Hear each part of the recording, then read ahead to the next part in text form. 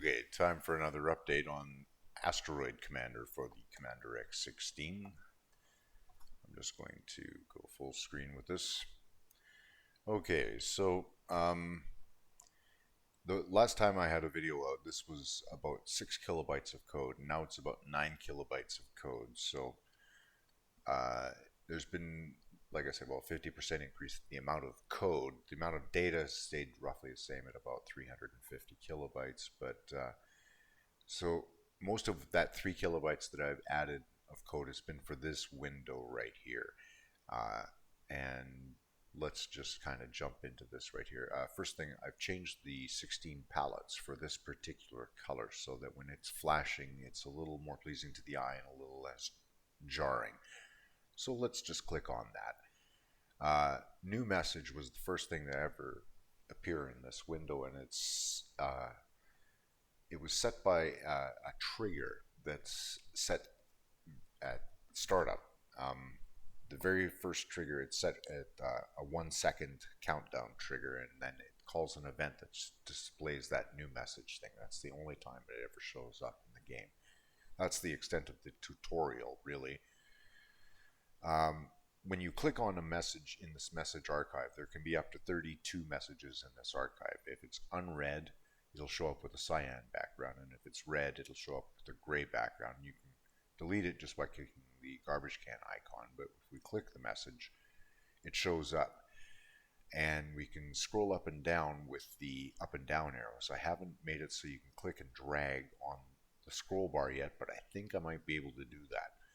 And you'll notice that when I click on the mouse button now, the mouse turns blue, and when it goes back, when I release it. Now this is another trigger that I've set up. It's changes the palette index for the mouse to 3 and changing it to blue when you click on the mouse, and then a trigger is set that's looking for the mouse button value to be 0, and when it is, the event that it kicks off is to return the sprite palette index back to 1, just like that. So let's see, one of the other things that I've added in here, I've got the initial build menu. I haven't made these mouse hotspots yet, and made the submenus yet, but that's coming very quickly now that I've got the structure in place on this. I've also got a trigger set up, a one-time trigger right now. Just I had it as a test. When you click on this the bulldozer icon, this message window should blank, and it does. There we go. I updated this icon just a little bit, and the crane build icon, I've also added the cable up there just to make it look a little more like a crane. Move the counterweight out a little bit as well. The fast forward button is another thing that I've added, and all it does is update the clock 10 times per second instead of once. So you can see the shadow racing across the asteroid now, and click any button and the fast forward stops. So that was a good thing to put in there, because sometimes things are going to take a while and you really just want to fast forward through them. Another thing that I put in here is this population display. So you get your supervisors, your security guards, and your workers, their moods, the numbers of each, and their general health. And this is static right now. It's just a placeholder. I will be adding the code to change these things later, and that's kind of part of the storyline of the game. But let's see, what else have I got going on here? Oh, I realized the other day that that I could do something different with this asteroid display. This display is in 2 stages. The first stage is anytime you move. So anytime you click on on any of these buttons in here, you rotate or you move to a different spot, that first stage is calculated, and it takes about 1/5 of a second. It's kind of a long stage. It's casting 5,000 rays, and at the end of each ray, it's determining for each pixel it's casting a ray, and there's 88 tiles that make up the asteroid display, and 64 pixels in each tile, and for each pixel it's casting a ray and returning either the blackness of space or a spot on the map. And it's the table that that first stage does is used by the second stage that actually draws the shadows on the map, whether it's daytime color or nighttime color, and that actually does the asteroid display. So I realized that I can use the X and Y position of the mouse then to determine which pixel and tile I was on and use that to look up a spot in the first table, the table produced by the first stage. So I can convert a mouse click on the asteroid into a location on the map. So that's what I did. It only took me 159 bytes. I was quite impressed that now I can move anywhere on the map just by clicking anywhere on the map. It only kind of gets gnarly when you get really close to the poles. Let's see, I'm just on this side of the pole now, so if I go over here, it will still try and maintain the same orientation relative to north. So when you get close to the poles, it'll be flipping around a lot.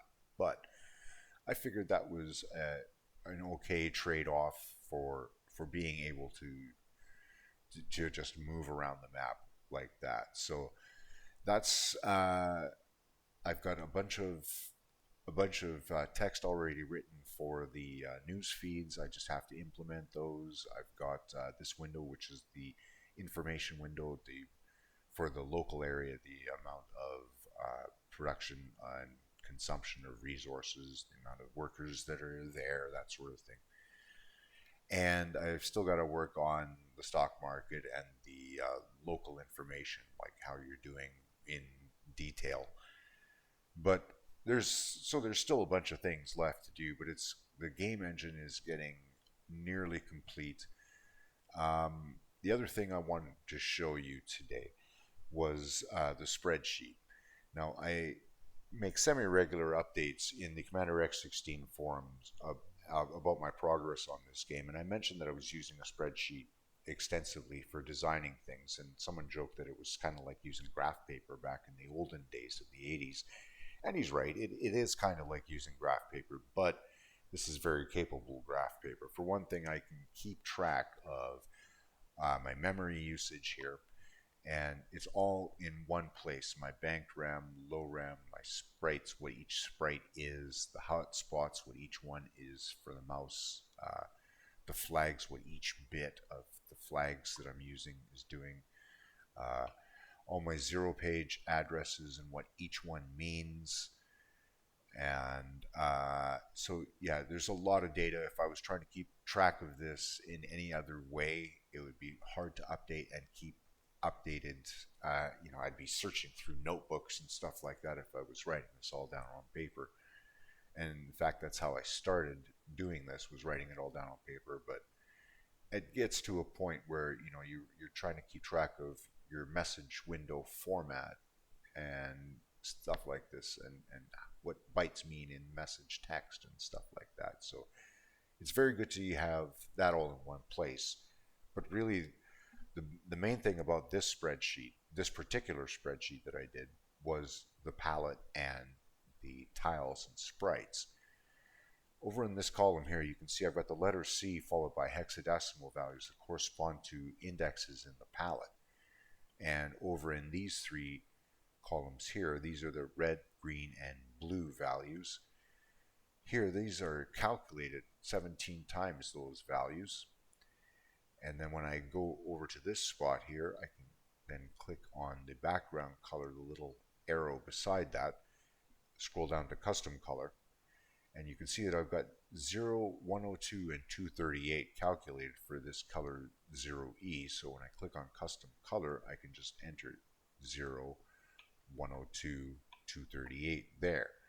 Once I've done that, my cursor's still on that particular cell, B16. I go over to styles, and then I can click new style from selection, and it will prompt me for a name, and the name I had entered was C0E. Now the advantage of doing things like this is, besides being able to have colors defined, 256 colors defined exactly, you can also, I've got all 16 palettes here. Some colors don't change, some colors do change. So when I got a color that does change, let's go to one that changes a lot. This one changes every palette. Okay, I can convert all those raw numbers, red, green, and blue numbers, into decimal numbers. 154 is 9 times 16 plus 10. That's the green and blue values.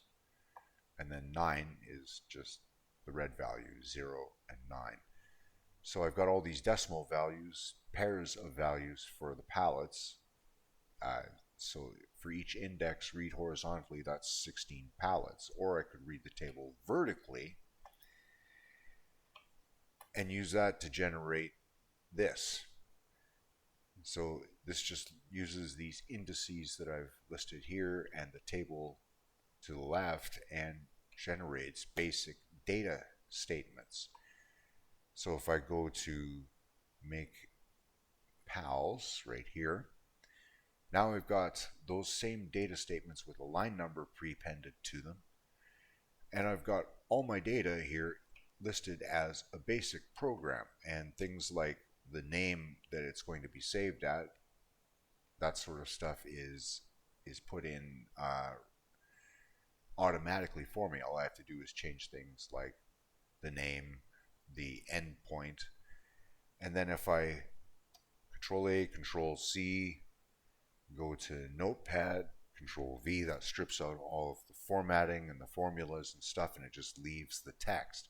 So now I've got a basic program that I can copy and paste directly into the Commander X16, and this little assembly language code right here takes the data that's from here that was stored up in banked RAM, moves it down to 7000, and then saves it as a single file. So basically I can change my palette, then copy and paste, copy this page, paste it into Notepad, copy again and paste it into Commander X16, and it automatically runs because the last line is run.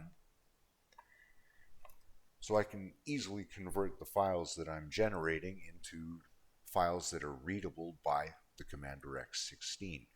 Here's my layer 1 tiles, the first 48 layer 1 tiles. So I did the same sort of thing here. I just entered style names here. That converts into decimal values. That converts into lines of basic code, data statements. All of those then get condensed into a single set of data statements, and when I go to make tdat, there we are. It's the same sort of thing, except it's taking from different data statements. I can again copy and paste this whole page into Notepad, copy and paste again into Commander X16, and my tile map, or my tile data, is then stored in a format that Commander X16 understands. Same thing with my sprites. I can do 4-bit per pixel or 8-bit per pixel sprites this way. I got them all listed like this. If I want to see what it looks like with a palette index of 3, that's what it looks like. If it's a palette index of 1, that's what it looks like. So yeah, these, and then all of these are again converted into binary, into decimal, and then into 16 data values per line, and then that's all collected here. And again, I can go to make SPR0, and there it is. There's all my sprites. So that's how I'm using the spreadsheet. It's a little more advanced than graph paper. And anyway, that's about it for now. I'll see you in the next video. Have fun.